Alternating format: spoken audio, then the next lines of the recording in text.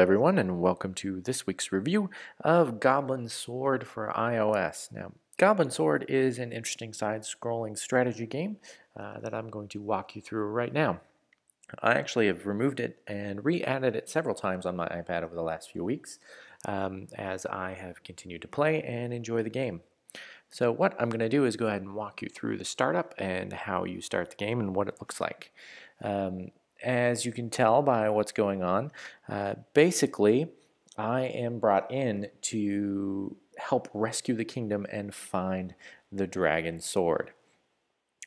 As you start, you have a number of quests and activities that you are going to be completing, which basically is running through the village, collecting various things, fighting off enemies, and just making sure that you take care of everything.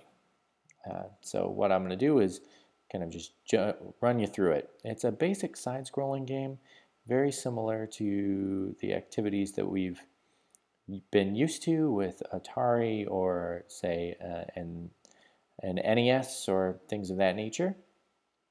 And so it's nothing really new.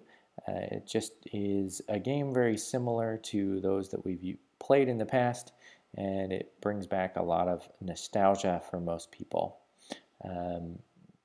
What you want to do as you're playing the game is make sure that you explore, find as much as you can, just like any side-scrolling game.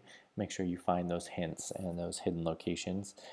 For this game, we're looking specifically for chests that can be found on each level, and we want to make sure that we take the time to find all of those so that we get the bonuses tied to that. As you progress through the game, you get various other weapons and activities. It's based on a leveling system, so you want to make sure that you go through and you complete each level and get everything that you have, that you learn magic and you learn about monsters and all of those things. The monsters will become more challenging as you progress through the game. That one that I just ended actually is one that will send a boomerang out, so it's good to get behind them, but don't kill them before the boomerang comes through. We've got pigs that use cannons. It's very similar stuff to what we're used to with the old side-scrolling console games. It's a great game. It's very nostalgic. It brings back my past in video gaming, and I'm sure it will for all of you.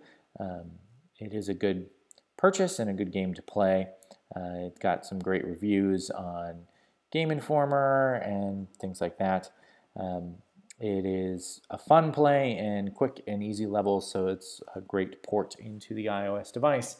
In terms of educational use, I mean, there's very little. It's a side-scrolling RPG. There is very little that you can do with it in the classroom besides giving your students a break and something that they can have fun and play with during their day. That's it for this review. Stay tuned for more app and game reviews as the weeks go on. And as always, if you have any questions or concerns, either leave a comment on this video, come to my blog at victorfitzgerald.com, and reach out with any questions you may have. Thanks.